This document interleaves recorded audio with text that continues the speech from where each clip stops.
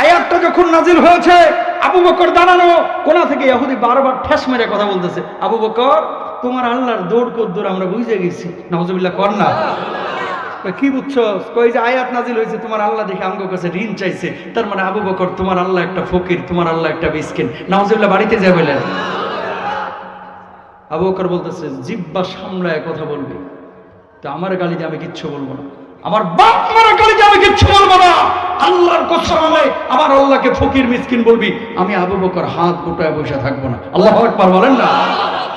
কলিজায় আগুন জ্বলে কি জ্বলে না আল্লাহর গালি দিলে?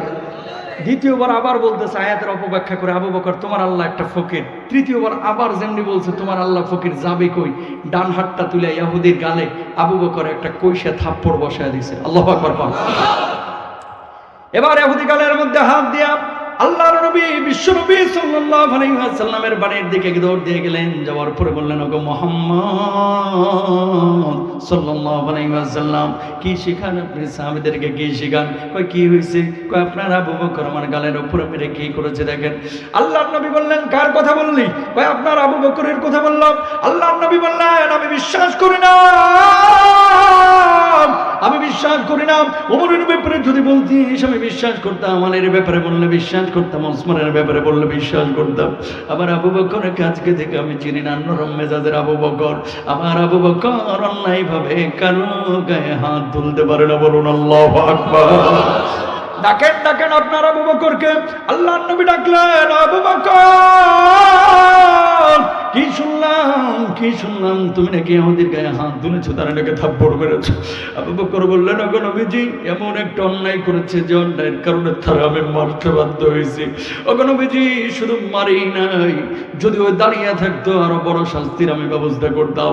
ও আবু বকর কি অন্যায় করেছে, কি অন্যায় করেছে? ও আল্লাহর নবী গতদিন যে আয়াত নাজিল হয়েছে, মানদাল্লাযী ইউকরিদুল্লাহ করদান হাসানা, যে ব্যক্তি আল্লাহ রাব্বুল আলামিনকে ঋণ দিবে আল্লাহ রাব্বুল আলামিন তার জন্য দ্বিগুণ বদলার ব্যবস্থা করবে। ও আল্লাহর নবী এই আয়াতের অপব্যাখ্যা করে একবার না দুইবার না তিনবার সে আল্লাহ রাব্বুল আলামিনকে ফকির মিসকিন বলে গালি দিয়েছে। ও আল্লাহর নবী ও যদি আমার গালি দিত আমি কিচ্ছু বলতাম না, আমার বাপ মারে গালি দিলেও কিচ্ছু বলতাম না, কিন্তু আমার সামনে আমার আল্লাহকে আমার নবীকে কেউ গালি দিবে, আমি আবু বকর হাত গুটায় বসে থাকতে পারি না। বলুন আল্লাহু আকবার।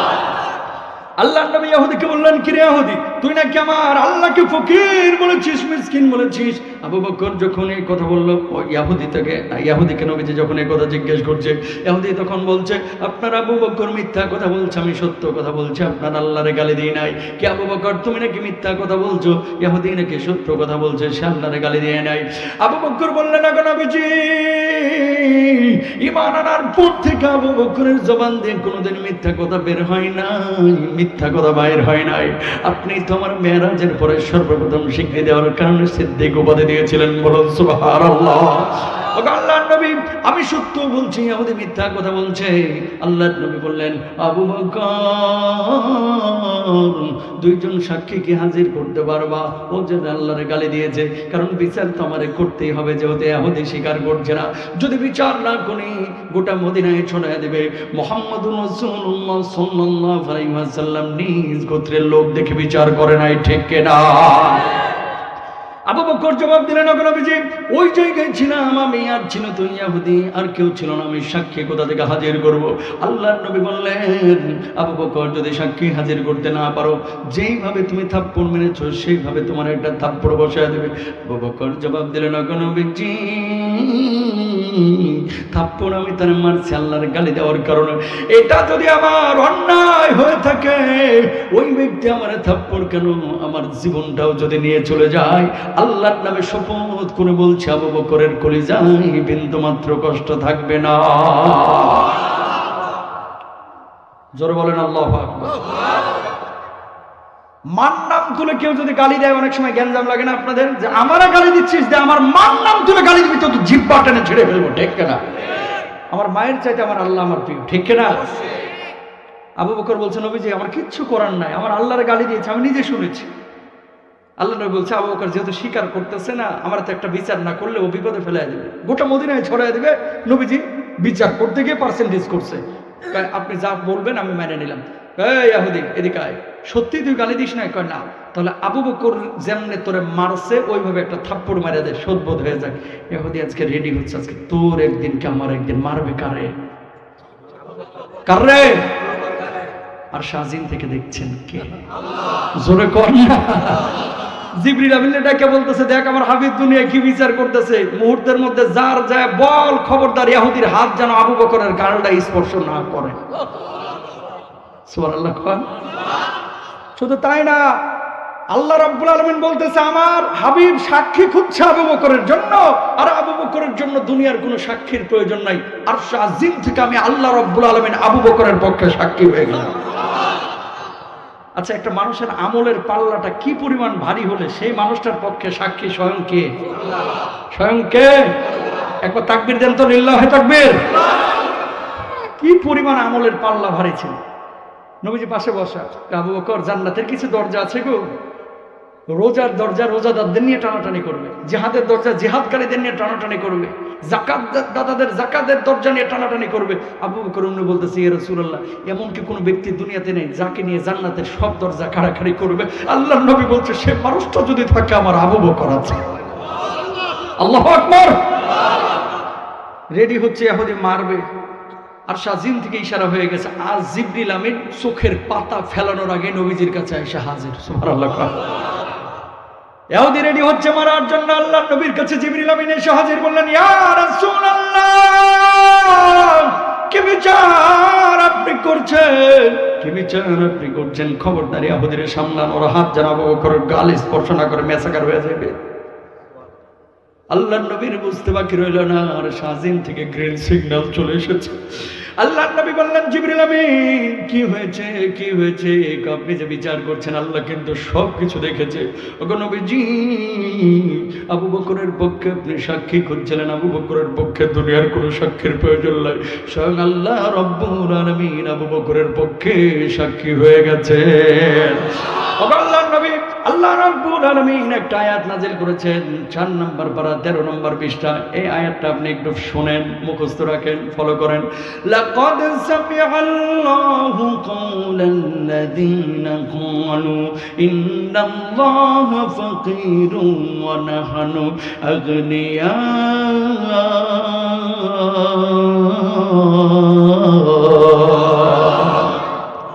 আমার আল্লাহ রাব্বুল আলামিন তার কথা শুনেছেন যে আমার আল্লাহকে ফকির বলেছে, আমার আল্লাহকে মিসকিন বলেছে।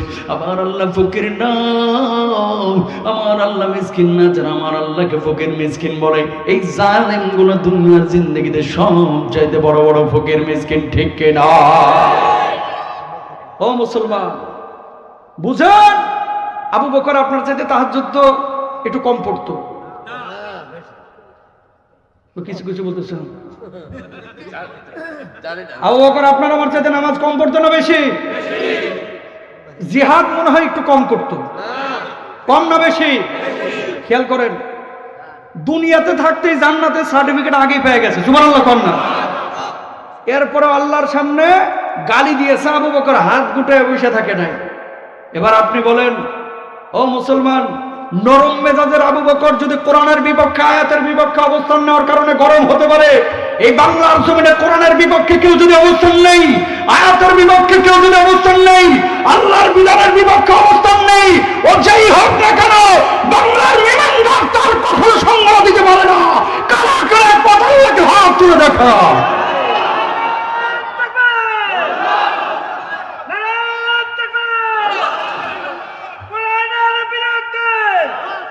প্রিয় ভাইরা আমার, আপনাদেরকে একটা কথা স্পষ্ট ভাবে বলে যাই, কোন জায়গায় আপোষ করলেও কোরআনের ক্ষেত্রে কোনো আপোষ করা যাবে। বাবা হুজুর কি বলছে, দাদা হুজুর কি বলছে, মাজ্জা হুজুর কি বলছে, ছোট হুজুর কি বলছে, হুজুরের কথাই চলবে না, কোরআনের কথাই চলতে হবে, সুন্নাহর কথাই চলতে হবে, ঠিক না? এটা রাজনীতির কথা না। আল্লাহকে পাইতে আওয়ামী লীগের লোকও চাই, বিএনপির লোকও চাই, জাতীয় পার্টিও চাই, জামাতও চাই, কিন্তু প্রক্রিয়াটা সুন্নাহ মোতাবেক হয় না। কথা কয় না, কথা বুঝতে পেরেছেন? সুন্নাহ মোতাবেক, যে এই পথে গেলে তুমি বরিশাল থেকে গরু নদী যাইতে পারবে। এখন আপনি গরু নদী যাওয়ার জন্য কোথায় কোথায় চলে গেছেন? হাঁটতে হাঁটতে ভারতের মালদা চলে গেছেন। হাঁটতে হাঁটতে মনে করেন ইরান তুরান পার হয়ে মক্কায় যাবেন, কিন্তু গরু নদী পাইবেন না। কথা কয় না। তাহলে ওই পথটা পাওয়ার জন্য কোথায় যেতে হবে? কোরআন এবং সুন্নাহের পথে যেতে হবে। সিরাতাল মুস্তাকিম বা সিরাতে মুস্তাকিম যাই বলেন না কেন, এই পথ সোজা পথটায় যাইতে হবে, তাহলে আল্লাহরে পাওয়া যাবে। 2.5 মাস আগে আমি জর্ডান সফর করলাম, খেয়াল করেন, কষ্ট হচ্ছে না তো?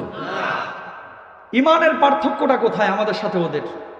এই বাংলার জমিনে কিছু লোক আছে দেখবেন নামাজ পড়ে না, রোজা করে না, হজ করে না, ইমান তাজা আছে, নামাজ পড়ি না কি হয়েছে?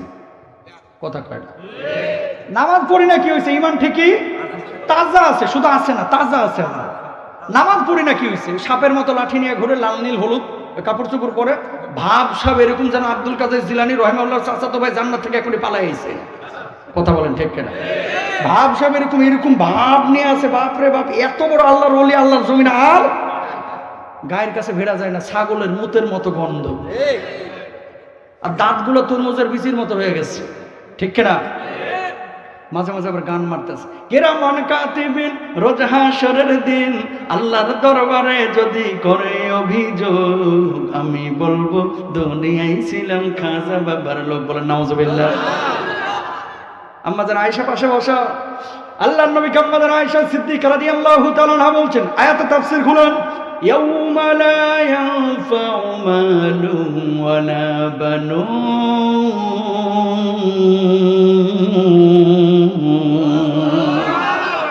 يوم يفر المرء من أخيه وأمه وأبيه وصاحبته وبنيه لكل امرئ منهم يومئذ شأن يغنيه।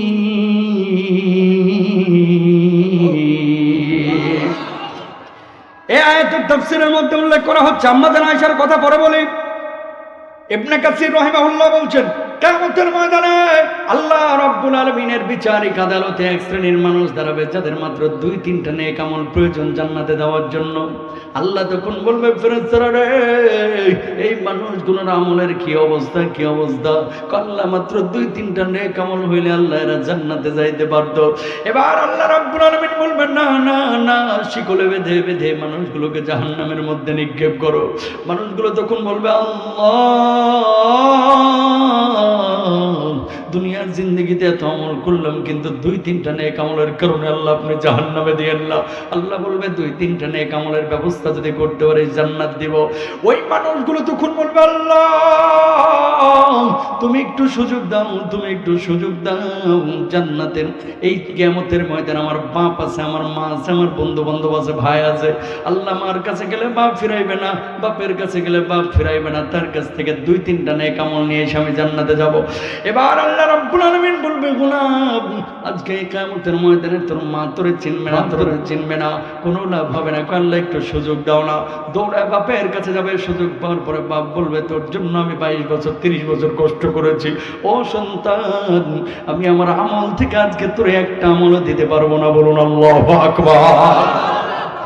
এবার ওই সন্তান চিন্তা করবে, মা নারী ছিল ধান, 10 মাস 10 দিন আমার পেটের মধ্যে রেখেছিল, দুনিয়ার জিন্দগিতে নিঃস্বার্থ ভালোবেসেছিল, কেউ কিছু না দে, আমার মা হয়তো আমার ফিরাইবে না। দৌড় দিয়ে মার কাছে যাবে, যাওয়ার পরে বলবে, মা তোমার কাছে কি একটা আমল হবে নাকি? 2-3টা নেক আমল আমার দেও না, আল্লাহর জান্নাতে যাইতে চাই। এবার মা বলবে, সন্তান 26 বছর 27 বছর তোর জন্য বড় কষ্ট করেছি রে মা সন্তান, কিন্তু আজকে কিয়ামতের ময়দানে আমার কি অবস্থা হবে আমি জানি না, এই জন্য আমার আমল থেকে তোর কিচ্ছু দিতে পারবো না। যা যা যা, তোর পথে তুই হাঁট, আজকে আমার পথ আমারে দেখতে দে। বলুন আল্লাহু আকবার। কেন বললাম এই কথাটা? বলার একটা মাকসাদ আছে। আম্মা জান আয়েশা বসা পাশে, ইয়া রাসূলুল্লাহ আমি আপনার কে? অনেক সময় স্বামী স্ত্রী খোঁজ গল্প হয় কি হয় না? হয়, ভালোবাসার গল্প হয়। আয়েশা তুমি আমার স্ত্রী? আয়েশাকে কিন্তু নবীজি খুব ভালোবাসতেন, বুঝছেন? ছোট স্ত্রী ছিলেন তো, ছোট বউয়ের দিকে একটু টান থাকে। তারপরে আল্লাহ নবী সাল্লাল্লাহু আলাইহি ওয়াসাল্লাম আয়েশাকে বিয়ে করছে তো সরাসরি আল্লাহ রাব্বুল আলামিনের ইশারায়। সুবহানাল্লাহ কন না? সাউদা রাদিয়াল্লাহু তাআলা কে বলতেছে, এই সাউদা, আমি যখন বাড়িতে থাকি না আয়েশা কি করে গো? আল্লাহর রাসূল এত ছোট মানুষ, সহজ সরল মানুষ, মারাত্মক মেধাবী, আটা যখন খামির করে এভাবে টিপে আটাগুলো রুটি বানানোর জন্য রেডি করে, অনেক সময় আটার উপরে ঘুমায় যায়। আল্লাহু আকবার বলেন। তো আল্লাহর নবী ঘরে ঢুকতেছে, আম্মা জান আয়েশা গ্লাসে কি যেন খাচ্ছে, না না না, আমি দেখানোর জন্য বলতেছি। আম্মা যেন আয়েশা কি যেন খাচ্ছে, এই পানি খাচ্ছে আর প্লেটে কি যেন খাচ্ছে। আল্লাহ নবী ঘরে ঢুকেই দেখছে আয়েশা বসা। আয়েশা কি খাও? ইয়া রাসূলুল্লাহ আহলান ওয়া সাহলান, আমার দস্তরখানে আসেন। কয় না খাবো না, তবে গ্লাসের পানি সব খায় না, কিছু আমার জন্য রাখো। সুবহানাল্লাহ। একই প্লেটে খাচ্ছে। স্বামী স্ত্রীর মহব্বতটা দেখেন। আম্মা যেন আয়েশার তখন হায়েজ চলতেছে, মাসিক চলতেছে। গোশত গোশত নবীজি আবার ছাগলের সামনে দুইটা ঠ্যাং খাইতে খুব পছন্দ করতেন, আলহামদুলিল্লাহ বলেন না। তো নবীজি আম্মা যেন আয়েশা গোশতের এই হাড্ডির পাশে গোস্তরা লাগে আছে, চুষে চুষে খাচ্ছে। আল্লাহ নবী বলতেছে আমার জন্য একটু রাখা হয়েছে। নবীজি হাড্ডির ওখানে মুখ লাগা খাইছে, সুবহানাল্লাহ। তো নবীজি বলতেছে আমার লাগে একটু পানি রেখো। নবীজি ঘর থেকে আবার এসে বলছে কই গ্লাস কই? ইয়া রাসূলুল্লাহ এই যে গ্লাসটা এখানে। নবীজি বলছে কোন জায়গায় মুখটা লাগাইছে বলো না। এই জায়গায় মুখটা লাগাইছে। নবীজি ওই জায়গায় ঠোঁটটা লাগায় পানি পান করছে। সুবহানাল্লাহ কোন? আচ্ছা কেন বলতেছি? ইয়া রাসূলুল্লাহ আমি আপনার প্রিয়তম স্ত্রী, কিয়ামতের ময়দানে আমি কি কোনো ফ্যাসিলিটি পাবো না? কি ফ্যাসিলিটি? আপনার স্ত্রী হিসেবে জান্নাতে কি আমি যাব না? আয়েশা তুমি তোমার আমল নিয়ে কবরে যদি যাও, এই নবী কিয়ামতে তোমার চিনবে, ফাতেমাকে চিনবে। আমলহীন কবরে গেলে নবী আয়েশাকে চিনবে না, ফাতেমাকে চিনবে না। আল্লাহ, কত বড় কথা। আম্মা জান আয়েশা বলছে ইয়া রাসূলুল্লাহ কিয়ামতের ময়দানে যদি উলঙ্গ হয়ে উঠি, মানুষজনকে আমার লজ্জাস্থান দেখে নিবে না। আল্লাহ নবী বললেন আয়েশা কিয়ামতের ভয়াবহতা এত ভয়াবহ হবে, সেদিন কেউ কারো দিকে তাকানোর দুঃসাহসও করবে না। আল্লাহু আকবার বলেন না। কেউ জানে না ভাই কার মৃত্যু কখন হবে, কেউ জানে না। জানে কে? আল্লাহ। শীতকালে হবে না গরমকালে হবে, বসন্তকালে হবে না রাত্রিবেলায় হবে, কুয়াশাচ্ছন্ন মেঘাচ্ছন্ন দিনে হবে, কখন হবে কেউ জানে না, কেউ জানে না, একমাত্র জানে আল্লাহ। আপনি দেখেন না আপনার বাপটা মারা গিয়েছে, বাপটা যখন রূহটা কবজ হয়েছে, কি যেন আব্বা বলতে চাইছিল কিন্তু বলতে পারে নাই, মুখটা আটকে গিয়েছে, মুখের মধ্যে পানি দিয়েছেন গিলতে পর্যন্ত পারে নাই। ঠিক কেনা? আপনার দাদা মারা গেল, আপনার বাপ মারা গেল, আপনার দাদি মারা গেল, বছরের পরে বছর আজকে কবরে শুয়ে আছে। কয়টা দিন কবরে যান, কয়টা দিন তাদের জন্য দোয়া করেন। একদিন আপনিও আমি চলে যাব ভাই, নিজের কবরে নিজেই যাইতে হবে, ঈমান আমল বিশুদ্ধ করেই যাইতে হবে। ঠিক কেনা? হ্যাঁ, হক্কানি পীর সাহেব যদি পান যাবেন, কেন? কোরআন হাদিস শেখার জন্য, খালি হুক্কুর হাক্কুর করার জন্য না। কথা বলেন না কেন? কি শেখার জন্য? কোরআন হাদিস শেখার জন্য। আলহামদুলিল্লাহ আপনাদের অঞ্চলে অন্যান্য অঞ্চলের চাইতে হক্কানি পীর সাহেবের সংখ্যা এই অঞ্চলে বেশি। আর যাই হোক, অন্যান্য অঞ্চলে গাজা গুজাও অনেক সময় খানকার মধ্যে পাওয়া যায়। কথা বলেন না কেন? বরিশালের খানকাগুলোতে এরকম হয় না। পীর সাহেবের কাছে যাবেন কি শিখতে? দিন শিখতে, কোরআন হাদিস শিখতে, ইসলাম সম্পর্কে ইসলাম শিখতে। তারপরেও যদি কোথাও থাকে, আমি কিন্তু উন্মুক্ত ভাবে বলতেছি, এই সমস্ত কাজ করবেন না ইনশাল্লাহ। বলেন কেন বললাম এই কথাটা? কোথা থেকে আসলো কথাটা? জর্ডান থেকে। একজন দুইজন না 18 জন নবীর কবর আল্লাহ তাআলা আমারে জিয়ারত করাইছে। আলহামদুলিল্লাহ বলেন কতজন? রমজানে একটা প্রোগ্রাম হয় কাফেলা আরটিভিতে, এই প্রোগ্রামটা উপস্থাপনা করে আমি আর সাদিক ভাই। এই প্রোগ্রামটা করতে গিয়ে এই ঘটনাগুলো ঘটছে। কেন বলতেছি? অলির কবরের দাম বেশি না নবীর কবরের দাম বেশি? জোরে বলেন তো। নবীর কবরে। নূহ নবীর নাম শুনছেন? লেবাননে যখন ওনার কবরটা আমি জিয়ারত করলাম, কবরের উপরে লেখা ইদা সাআলতা ফাসআলিল্লাহ ওয়া ইদা ইসতাআনতা ফাসতাইর বিল্লাহ। সুবহানাল্লাহ কোন? কবরটা কত হাত লম্বা? 62 হাত লম্বা, মানে আপনার চেয়ে একটু খাটো ছিল। আল্লাহু আকবার কোন? আমি চিন্তা করলাম আল্লাহ বাঁচাইছি যে কবরটা বাংলাদেশের কোনো জেলায় না, কবরটা যার অধীনে থাকতো বেটা সালমান ইব্রাহিমের চাইতে বেশি পয়সা হইতো। কথা কর না কেন? গোলাপ শাহ মাজারে কে শুয়ে আছে কেউ জানে না, তারপর টাকার বস্তা ওখানে যায়, ওখানে যে 10,000 দাম করে। আরাম খর তোর বুড়া বাপ্পা বাড়িতে পড়ে রয়েছে, প্যারাসিটামল এক পাতা ট্যাবলেট কিনে দেয় না, তুই ওই বাবার দরবারে 10 কোটি দিলেও জান্নাতের গন্ধও পাবি না। আছেন এরকম কিছু? হুমা জান্নাতুকা নারুক, বাপ মা আপনার জান্নাত। এই যে বাপ মা যতদিন জীবিত বুঝতেছো না কি সম্পদ ঘরে আছে, এই বাপরা যে জীবিত আছে বুঝতেছো না ঘরে কি সম্পদ আছে। যেদিন বাপ মা মারা যাবে পকেট ভরা টাকা আসবে, বাপ মারা আর পাইবা না। বড় দামি জিনিস। আহা, কেন বলতেছি কথাটা? আপনার বড় পীর আপনার বাপ মা, আপনার বাপ মা। কি বলছেন আল্লাহ তাআলা? واعبدوا الله ولا تشركوا به شيئا وبالوالدين إحسانا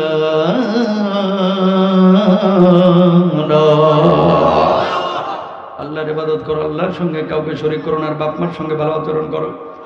নামাজ পড়া যেমন ফরজ, রোজা করা যেমন ফরজ, হজ করা যেমন ফরজ, যাকাত দেওয়া যেমন ফরজ, বাপ মার খেদমত করা তেমনই ফরজ। হুমা জান্নাতুকা নারুক, বাবা মা তোমার জান্নাত, বাবা মা তোমার জাহান্নাম। আল জান্নাতু তাহতা আকদামিল উম্মাহাত, তোমার মায়ের পায়ের নিচে তোমার বেহেশত। আল্লাহর নবী বসা কয়েকজন সাহাবী জিহাদের ময়দানে যাওয়ার জন্য অনুমতি যাচ্ছেন। একজন করে 6-7 জন সাহাবীকে আল্লাহর নবী জিহাদের ময়দানে যাওয়ার জন্য পারমিশন দিলেন। সর্বশেষ যে যুবক দাঁড়িয়ে আছে, যুবক তুইও কি যুদ্ধে যাইতে চাস? কই ইয়া রাসূলুল্লাহ, সাহাবের জন্য শাহাদাতের তামান্না নিয়ে যুদ্ধের ময়দানে যাইতে চাই। আল্লাহর নবী বললেন, যুবক জিহাদের ময়দানে তুই যে যাবি, ঘরের মধ্যে কে আছে? কই আমার বুড়ি মা আছে। কই সেবা করার মতো কেউ কে আছে? কই আল্লাহর নবী কেউ নাই। আল্লাহর নবী বললেন, জিহাদের ময়দানে যাওয়ার প্রয়োজন নাই, যা যা যা তোর বাপ তোর মায়ের কাছে যা, ওই মায়ের সেই সেবা কর, খেদমত কর। এবার সাহাবী বলছেন, ওগো নবীজি, ওরা যুদ্ধের ময়দানে গিয়ে তো অনেক সওয়াব পেয়ে যাবে, মায়ের খেদমত করার কারণে তো আমি পাবো না। আল্লাহর নবী জবাব দিলেন, ওরা যুদ্ধের ময়দানে গিয়ে যুদ্ধ করবে, তারা যে সওয়াব পাবে, তুই তোর মায়ের খেদমত করার কারণে আল্লাহ রাব্বুল আলামিন তোর আমলনামায় সেই সওয়াব লিখে দিবে। বাপ মা বড় দামি জিনিস। মানুষ যখন জীবিত থাকে বাপ মা কদর করে না ভাই। আহা, পৃথিবীতে আপনারা যদি কেউ নিঃস্বার্থ ভালোবাসে, আপনার মা, আপনার মায়ের পরে আপনার বাপ আর কেউ না। মানুষ মানুষের অবস্থানকে ভালোবাসে। যতদিন আপনার টাকা পয়সা আছে, মানুষ খুব পছন্দ করবে। একমাত্র আপনার মা আপনার নিঃস্বার্থ ভালোবাসে। বউ থাকবে না অনেক সময়, টাকা পয়সা নিতে না পারলে সন্তান আপনার পাত্তা দিবে না। আপনার মা ল্যাংড়া হোক, খুড়া হোক, প্রতিবন্ধী হোক, বাপ চলে যায়, কিন্তু মা ওটারে নিয়ে লালন পালন করে। ঠিক রাখবে, মারে কষ্ট দিয়েন না। পাশের বাড়ি থেকে 4টা-5টা পিঠা দিয়ে যায়, অনেক সময় রস পিঠা, নাকে মায়েরও ঘ্রাণ ঢুকে, কিন্তু মা খায় না, আপনার জন্য বাটিতে করে রেখে দেয়। একটা দেশি মুরগি রান্না করেছে মা, ছোট্ট, 4 ভাই মিলে গপ গপ করে খেয়ে ফেলছেন। অথচ আপনার মা আসরের আগে একটু টুকরা আলু আর একটু ঝোল দিয়ে ভাত খেয়ে উঠে গেছে, বলতে কখনো বলেও নাই। ঠিক কিনা ভাই না? আহা, কত মানুষ এখানে বসে আছে। মা যখন জীবিত ছিল টাকা ছিল না, আজকে টাকা আছে, মা নাই। ঢাকা থেকে যখন আসেন, অনেকে আপনার হাতের দিকে তাকায়, আপনার বুড়ি মা আপনার মুখের দিকে তাকায়। বিদেশ থেকে যখন আপনি আসেন, আবার দুবাই মাহফিল ছিল এই তো কিছুদিন আগে, মাহফিল করার পর আমি মার্কেটে গিয়েছি কেনাকাটা করতে। অনেকগুলো মাহফিল করার পর যেদিন চলে আসবো, এক যুবক দেখতেছি কিনতে কিনতে একবার উঁচু করে ফেলেছে। কি গো, এত কেনাকাটা কেমনে নিবা? হুজুর, 4টা বছর পরে দেশে যাচ্ছে, যারাই ফোন দিই তোমার জন্য কি আনবো কি আনবো, কেউ বললো না কার আমার জন্য কিছু নিয়ে আসিস না। কেউ মোবাইল চায়, কেউ জামা কাপড় চায়, কেউ গহনা চায়। হুজুর, মাকে ফোন দিলাম, আমি বললাম মার জন্য কি কিনেছেন? চোখ দিয়ে অশ্রুসিক্ত হয়ে গেল, টপ টপ করে পানি পড়া শুরু হলো। হুজুর, দিলেন তো জায়গা মতো হাত। এত মানুষের ফোন দিলাম, কেউ বললো না কিচ্ছু লাগবে না। মাকে ফোন দিলাম, মা তোমার কি কিচ্ছু লাগবে না? অমনি মা জবাব দিল, আমার নারী ছেড়ে ধর, 4টা বছর তোরে দেখি না রে, আমার বুকটা খা খা করছে, আমার বুকের মালিক তুই, আমার বুকে ফিরে আয়, আমার তোকে দরকার, আমার আর কিচ্ছু নাই। এটাই হচ্ছে মা, আমার আর কিচ্ছু দরকার নাই, আমার তোকে দরকার। আল্লাহু আকবার। মাকে কষ্ট দিয়েন না। বউয়ের হক বউয়ের কাছে, মায়ের হক মায়ের কাছে। বাপ মাকে কষ্ট যারা দেবে এরা জাহান্নামে যাবে। ঠিক না? বুড়া বাপটা, আপনি কম্বলের নিচে শুয়ে থাকেন, কিন্তু বাপ সকালবেলা ঠিকই কিন্তু বাজারে চলে যায়, থরথর করে কাঁপতে কাঁপতে। আপনি পা মোজা পরেন, মোটা মোটা চামড়ার মোজা, আর আপনার বাপের পা ফাইটা হা হয়ে গেছে, খপ খপ হয়ে গেছে, তারপরেও আপনার বাপ কিন্তু সকালবেলায় খামারে চলে যায়। বাংলাদেশের বাবাদের চিত্র কি জানেন? ঈদের সময় যখন সন্তানকে নতুন জুতা কিনে দেয়, জামা কিনে দেয়, বারবার বললেন আপনি যে আব্বা তুমি কিছু কিনবা না? দেখবেন দুর্বোকা, আমার তো গত বছরের নাই, ছেড়ে নাই, এই কথা বলে। কারণ কি জানেন? বাপেরও মন চায়, কিন্তু সামর্থ্যে কোলায় না, তোমার বুঝতে দেয় না। গত বছরটা দিয়ে তোমার বাপ ঈদ কাটায় দেয়। এর নাম হচ্ছে বাবা। মায়ে কাঁদে চোখ দিয়ে, বাপে কাঁদে অন্তর দিয়ে। ঠিক না? অনেক সময় মুরগির রোস্ট খাইতে মন চায়, হোটেলের বিভিন্ন ভালো খাবার খাইতে মন চায়, বাবারা খায় না। নিজে যখন খাইতে যায় চিন্তা করে যে আমার তো ঘরে 2টা সন্তান আছে, যাই একসাথে নিয়ে যেয়ে খাবো। ঘরে নিয়ে এসেছে, ওই খাবারগুলো দেখা যাচ্ছে 2 সন্তান খেয়ে ফেলছে, বাপ কিচ্ছু পায় না। এভাবে বাবার পরিশ্রম করে বড় করেছে, বাপ মারে কষ্ট দিয়ে দিলাম, ইনশাল্লাহ বলেন। বাবা তুমি কেমন আছো ছোট মাটির ঘরে, তোমার কথা হৃদয় মাঝে পড়ছে বারে বারে। বাবা তুমি কেমন আছো ছোট মাটির ঘরে, তোমার কথা হৃদয় মাঝে পড়ছে বারে বারে। বাবা গো বাবা, বাবা গো বাবা, কত আদর কত স্নেহ তোমার কাছে পেলাম, সব কিছু হারিয়ে আজকে নিঃস্ব হয়ে গেলাম। ভালোবাসি তোমায় বাবা, বুকটা যে যাই ছিঁড়ে, তোমার কথা হৃদয় মাঝে পড়ছে বারে বারে। বলেন রব্বির হামহুমা কামা, জোরে বলেন রব্বির হামহুমা কামা রব্বায়ানি সগীরা। আবার বলেন রব্বির হামহুমা কামা রব্বায়ানি সগীরা। বাংলাদেশের শিক্ষা ব্যবস্থায় কোরআনের নৈতিকতা শিক্ষা, কোরআনের বিধিবিধান শিক্ষা, কোরআনের মেসেজ, কোরআনের দাবি, এই জিনিসগুলো যদি না ঢোকানো হয়, আজকে খেয়াল করেন বড় ভয়াবহ অবস্থা অলরেডি শুরু হয়ে গেছে। মানুষ যার যার মতো সেটেল হয়ে যাচ্ছে গুলশান, বনানী, ধানমন্ডিতে। বুড়ে বাপ মারে বুড়ে আঙ্গুল দেওয়া এখন পাত্তা দিচ্ছে না। কথা বলেন ঠিক কিনা? বৃদ্ধাশ্রমে দেখেন আগারগাঁওয়ে চ্যালেঞ্জ করলাম, সচিবের মা পাবেন, ডাক্তারের বাপ মা পাবেন, একজন ইমাম খতিবের বাপ মাকে কখনো বৃদ্ধাশ্রমে পাবেন না, ঠিক কিনা? কারণ ইমাম খতিব জানে আমার বাপ মা আমার জান্নাত, আমার বাপ মা আমার জাহান্নাম, ঠিক কিনা ভাইরা? যেখান থেকে কথাটা বললাম, নূহ নবীর কবরে লেখা ইদা সাআলতাফাস আলিল্লাহ ওয়া ইদা ইসতাআনতাফাস বিল্লাহ। তোমার সাহায্যের প্রয়োজন হবে কার কাছে? আল্লাহর কাছে চাও। কবরে নবীর কাছেও কিছু চাও না। নবীর কবরে যাবা জিয়ারতের জন্য। কিসের জন্য? জিয়ারতের জন্য। আইয়ুব নবীর নাম শুনেছেন? ওনার কবরের উপরে একই লেখা। সালেহ নবী, ওনার কবরের উপরে একই লেখা। লাগবে না, যাও। হারুন নবীর উপরে লাগবে না। কি প্রশ্ন? আচ্ছা দাও, এখানে দেন, হযরত দেন, দেন, এখানে থাকো, কষ্ট নিয়েন না। হারুন নবীর কবরে গেলাম, একই লেখা। কষ্ট হচ্ছে না তো আপনাদের? কেন বললাম এই কথাটা? এতগুলো নবীর কবর জিয়ারত করলাম, কোথাও দেখলাম না সিজদা দিতে, কোথাও দেখলাম না শিরকি কোনো কাজ করতে। কিন্তু বাংলার জমিনে ওলিয়া উলিয়ার, আমাদের কলিজার টুকরা, মাথার মুকুট, কোনো সমস্যা নাই। কিন্তু এদের মাজারের মধ্যে কিছু লোক ব্যবসায়িক আখড়া খুলে বইছে। কথা বলেন ঠিক কিনা? শুনেন, এ হুজুর কিন্তু অন্য জিনিস। আমি শুধু পড়ার কথা বলতেছি না, দেখার কথা বলতেছি। নূহ নবীর কবরের চাইতে, আইয়ুব নবীর কবরের চাইতে, সালেহ নবীর কবর চাইতে আপনার এলাকার পীর সাহেব হুজুরের কবরের দাম বেশি না? কথা বলেন ঠিক কিনা? সুতরাং যদি ওই কবরে চাওয়া জায়েজ না হয়, আপনার এলাকা কেন, ফরিদপুর, টাঙ্গাইল, নড়াইল, সিলেট, চিটাগং, কোথাও কোনো কবরে কোনো কিছু চাওয়া যাবে না, সিজদা করা যাবে না। এগুলো শিরক। এগুলো কি? জোরে বলেন কি? আইয়ুব নবীকে যে কূপে নিক্ষেপ করা হয়েছিল, ওখানে এখনো পানি বাইর হয়। সুবহানাল্লাহ। আমি চিন্তা করলাম এই কূপটা আল্লাহ বাঁচাইছে যে বাংলাদেশে দেয় নাই। যদি এই কূপটা বাংলাদেশে থাকতো, ও যার অধীনে থাকতো, ও বেটা 1000 কোটি টাকার মালিক হয়ে যাইত। ব্যবসা করতো কে? করতো না। কি করতো? এই কূপ দেখার জন্য 60 টাকা টিকিট। কয় টাকা? 60 টাকা। আর পানি ওই হোমিও বোতল ছোট ছোট কিনতো, পানিটার ভরতো, ভরে হ্যান্ডি মাইক নিয়ে বসতো। স্বামী স্ত্রীর অমিল। আপনি কি অবাধ্যকে বাধ্য করতে চাচ্ছেন? আপনি কি বিদেশ যেতে আগ্রহী? আপনি কি ব্যবসায়িক বরকত পাচ্ছেন না? আপনি কি আপনার দোকানে কাস্টমার বাড়াইতে চান? আপনি কি আপনার শত্রুকে বসে আনতে চান? টাটকা বাটপার। কথা বলেন ঠিক না? এত মানুষের ভাগ্য পরিবর্তন করে, তুই নিজের ভাগ্যটা এখনো পরিবর্তন করলি না কে ভাই? তুই নিজের ভাগ্য পরিবর্তন করে গণভবনে ঢোক। এগুলো শিরক, এগুলো করা যাবে। আল্লাহ নবী সাল্লাল্লাহু আলাইহি ওয়াসাল্লাম কি বলছেন খেয়াল করেন।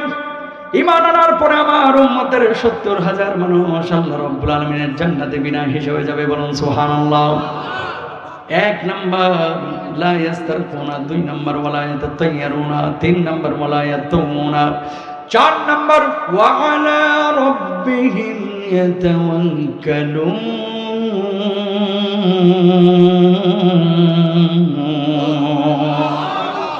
আল্লাহ নবী সাল্লাল্লাহু আলাইহি ওয়াসাল্লাম সাহাবীদেরকে বললেন, ও সাহাবীরা, আমার উম্মতের মধ্যে ঈমান আনার পরে ৭০,০০০ উম্মত বিনা হিসাবে আল্লাহর জান্নাতে যাবে। সাহাবীরা তখন বোঝেন নাই। পরবর্তীতে আল্লাহর নবী আবার এসেছেন, বললেন ৭০,০০০ যে বললেন, ওগো নবীজি, এই ৭০,০০০ মানুষ কার আল্লাহর জান্নাতে বিনা হিসাবে যাবে? আল্লাহর নবী বললেন, ১ নাম্বার লা ইয়াস্তানকুনা, যারা দাগ কেটে চিকিৎসা গ্রহণ করে না, অবৈধ ঝাড়ফুঁক ২ নম্বরে যারা করে না, ৩ নম্বর অশুভ লক্ষণ যারা বিশ্বাস করে না, ৪ নম্বর সর্ব অবস্থায় আল্লাহর উপরে তাওয়াক্কুল করে। এটা আপনাদেরকে বোঝানো লাগবে না, হলে বুঝবেন না। আগে আপনারা যখন শামুকে পা কেটে যাইতো, হাত পা যখন কেটে যাইতো, অনেকে সলতা বা পলতা কেরোসিনের এগুলোরে গরম করে হাতের মধ্যে সেকা দিতেন, একটু একটু আরাম আরাম লাগতো। মুরব্বীরা বলতে পারবেন। আল্লাহর নবীর জামানায় ওই সময় কাফেররা, মুসলমানরা, সাহাবীরা তখন একটা কাজ করতো, কোথাও যদি কেটে যাইতো, ব্যথা পাইতো, তাহলে লোহা গরম করে ওখানে ঠাইসা ধরতো। কথা বুঝছেন? ঠাইসা ধরলে এখানে দাগ পড়ে যাইত। আল্লাহর নবী বলছে, এটা আল্লাহ তাআলা পছন্দ করেন না, কেউ এই দাগটা কাইটা চিকিৎসা করবে না। আল্লাহু আকবার। হজ্জে যারা গিয়েছেন তারা দেখবেন আফ্রিকার কিছু মহিলা আছে গাল কাটা, চুরি টুরি দিয়ে গাল কাটে রাখে। এক আজহারিকে আমি ধরছি, তার মারে নিয়ে হজ্জে আইছি, আফ্রিকান। তোর মারে গাল কাটা কেন? কারণটা কি? আমাদের দেশে এরকম একটা চিন্তা আছে, যার গাল ছোটবেলায় কাটিয়ে দেওয়া হয় এর কখনো খারাপ কিছু হয় না, এর কপালটা ভালো হয়, বিয়ে শাদী ভালো জায়গায় হয়। নাউজুবিল্লাহ কোন না। এই বাংলাদেশে কিছু লোক আছে, দেখবেন কিছু লোক নিজে নামাজ পড়ে না, রোজা করে না, হজ করে না, জাকাত দেয় না, কিন্তু যদি বলা হয় এই বাবার কাছে গেলে সব মনের আশা পূরণ হবে, ও নামাজ ত্যাগ করে গিয়ে বাবার কাছে যায়। বাবার মনে করেন যদি পা ধোয়া পানি খাইতে হয়, ওটা তাই খাবে, তারপরে নামাজ পড়বে। কথা বলেন ঠিক কিনা? এগুলো করা যাবে? অবৈধ ঝাড়ফুঁক, কোরআন দিয়ে যদি হুজুর তদবির করে, ঝাড়ফুঁক করে যায়, কিন্তু কিছু লোক আছে যারা কোরআন হাদিস দিয়ে তদবির করে না, করে কি দিয়া? ডিগ্রি প্রাপ্ত আজমির শরীফ থেকে। ডিগ্রি কোথা থেকে? ডিগ্রি হচ্ছে মনে করেন ও রাঙ্গামাটি থেকে, অথচ এর গুরু যে হিন্দু, এর গুরু কি হিন্দু। আর এখানে ভাব নিয়ে আছে আমি লালন শাহ, লালন শাহ বড় মানে খলিফা, এরকম ভাবসাব। এই সমস্ত অবৈধ ঝাড়ফুঁক করা যাবে। ৩ নম্বর অশুভ লক্ষণ, সামনে যে বিড়াল দৌড় মারছে, কয় বাবুর বাবা আজকে বাইরে হয়ে না, বিড়াল দৌড় মারছে, তোমার কপালে খারাপই আছে। নাউজুবিল্লাহ কর না। রোববারে ঝাড়ের বাঁশ কাটতে নাই, আজকে এসেছি পরীক্ষা, সকালবেলায় খবরদার মুরগির ডিম খাইস না, না আন্ডা পাইবি। নাউজুবিল্লাহ কর না। বিশ্বাস একটাও করা যাবে না। কাউয়া ডাকতেছে, কয় ঘরের মধ্যে কি জানে খারাপই আছে রে, কোকিল ডাকতেছে, কয় মেহমান আসবে, বিশ্বাস করা যাবে? যাবে? শিরক। এগুলো কি? ভালো মন্দ সব কিছু কার পক্ষ থেকে হয়? ওয়াল কাদরি খাইরিহি ওয়া শাররিহি মিনাল্লাহি তাআলা। মসজিদের পাশে দোকান, মাগরিবের নামাজ চলতেছে। আচ্ছা, আমাদের বাংলাদেশি মানুষের আবেগ বেশি, ধর্মীয় জ্ঞান কম। কথা কয় না? আবেগ অনেক, কিন্তু ধর্মীয় জ্ঞান আমাদের নাই। এজন্য কি, যে যেভাবে পারি ইসলামটাকে ব্যবহার করে। দোকান মসজিদের পাশে, মাগরিবের নামাজ চলতেছে, নামাজে যায় না, ওই আগরবাতি জ্বালাইয়া ওই হিন্দুদের মতো ঘুরাইতেছে। কথা কয় না? তুই যদি আগরবাতির ভাই জাহাজও ডুবা সেখানে, বড় নদী থেকে, এই কি বলে ওই যে পদ্মা নদী থেকে জাহাজ নিয়ে এসে আগরবাতির জাহাজ এই দোকানে যদি ডুবাই দিস, নামাজ না পড়িস, জীবনে তোর দোকানে ওই বরকত তো দূরের কথা, ঠাডা ঢুকবে, ঠাডা। কথা কয় না? নামাজের খবর নাই, রোজার খবর নাই, হজ্জের খবর নাই, জাকাতের খবর নাই, খালি আগরবাতি নিয়ে আস।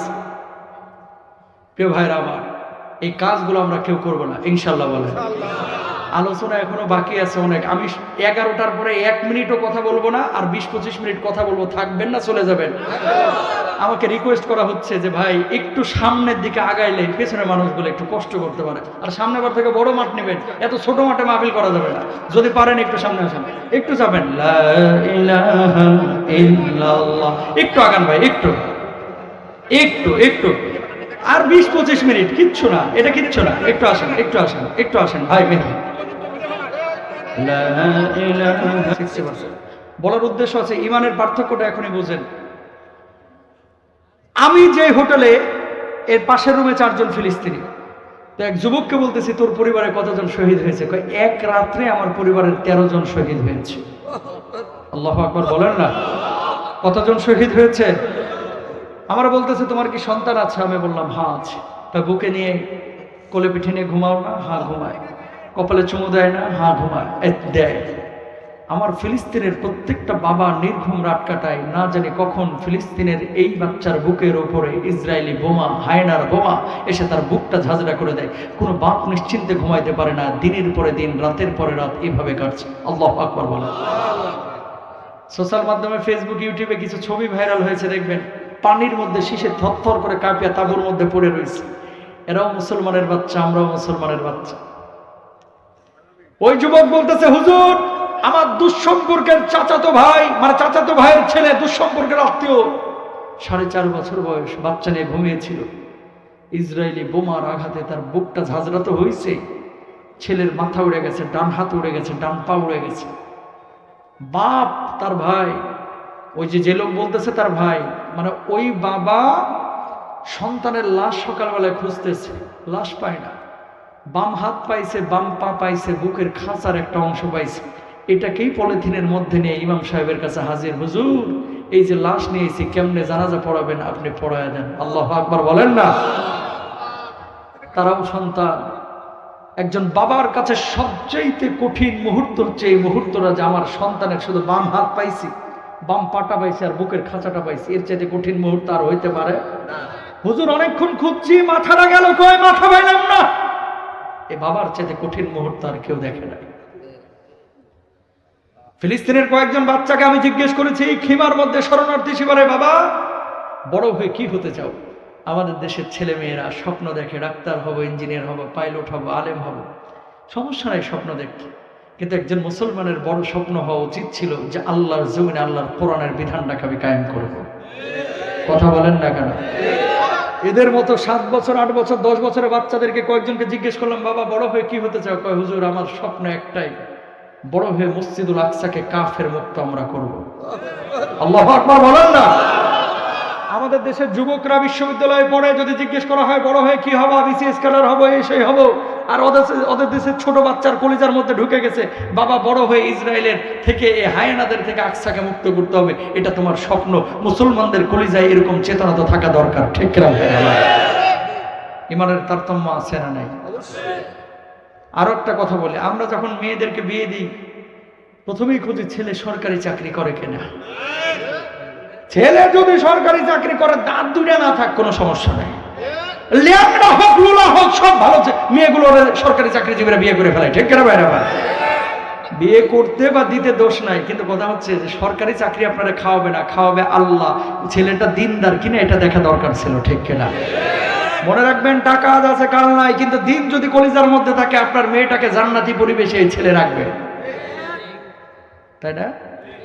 তো এই লেবাননে, ফিলিস্তিনে কিছু বাড়ি আছে, বাড়ির সামনে 5জন 7 জনের নাম লেখা থাকে, ছবি ঝুলানো থাকে।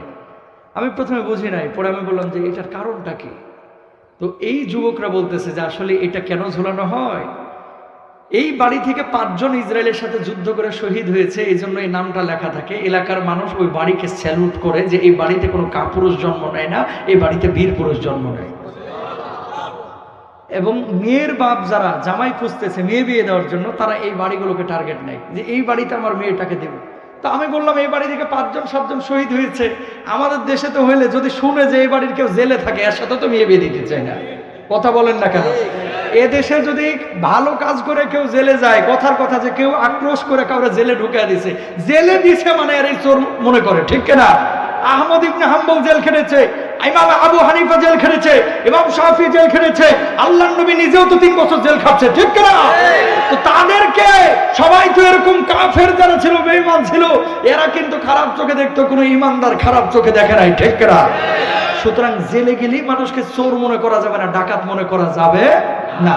ফিলিস্তিনের মুসলমানরা কেন এই কাজটা করে? কেন মেয়ে বিয়ে দিতে চায় এই বাড়িতে? কেন? এই বাড়িতে আল্লাহওয়ালা তৈরি হয়, মুজাহিদ তৈরি হয়, এই বাড়িতে কোরআনের কর্মী তৈরি হয়, এই বাড়িতে কোনো মানে বেঈমান তৈরি হয় না, এই জন্য এই বাড়িতে মেয়ে বিয়ে দিতে চাই। সুবহানাল্লাহ বলেন। ইমানে পার্থক্য আছে না নাই?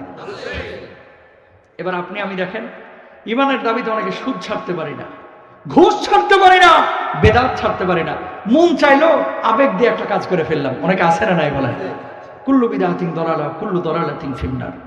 ইবাদতের মধ্যে নতুনত্ব আনবেন না, যেটা কোরআনে আছে, সুন্নাহর মধ্যে আছে। আপনি বলবেন যে হুজুর এটা বুঝবো কিভাবে? ইমাম সাহেবের কাছে যাবেন, খতিব সাহেবের কাছে যাবেন, খুব মনোযোগ দেন, আমি কষ্ট দেওয়ার জন্য বলছি না। জমি যখন কিনেন মেন রাস্তার ধারে, কয় 4 শতক জমির দাম 5 লাখ টাকায়, 5 লাখ টাকা জমি কেনার জন্য দরকার হয় 13টা ভেন্ডর মানে করে চুক্তি করে, ভাই 5,000 করে দেবো, আপনি একটু জমিটা ক্লিন কিনা, কাগজপাতি ঠিক আছে কিনা আপনি দেখেন, কথা বলেন ঠিক কিনা। যদি এক ভেন্ডার বলে ঠিক আছে, আবার আরেকজনের কাছে যায় চুপে চাপে, ভাই আপনি একটু দেখে দেন তো, আবার আরেকজনের কাছে, RS কি CS কি, ব্রিটিশ পিরিয়ডে কি ছিল, পাকিস্তান পিরিয়ডে কি ছিল, 5 লাখ টাকার জমি কেনার জন্য এত যাচাই বাছাই, আর একটা আমল করে 10টা পৃথিবীর সমান জান্নাতে যাবেন, সে আমলটা করতেছেন, এটার খতিয়ার নাম কত, এটা কোরআনে আছে কিনা, এটা হাদিসে আছে কিনা, এটা যাচাই বাছাই করা দরকার আছে না নাই? তাহলে এটা যাচাই বাছাই কোত্থেকে করবেন? কোরআন হাদিস থেকে করবেন, ইমাম সাহেবের কাছে যাবেন, যারা কোরআন বোঝে দিন বুঝে তাদের কাছে যাবেন, ঠিক কিনা?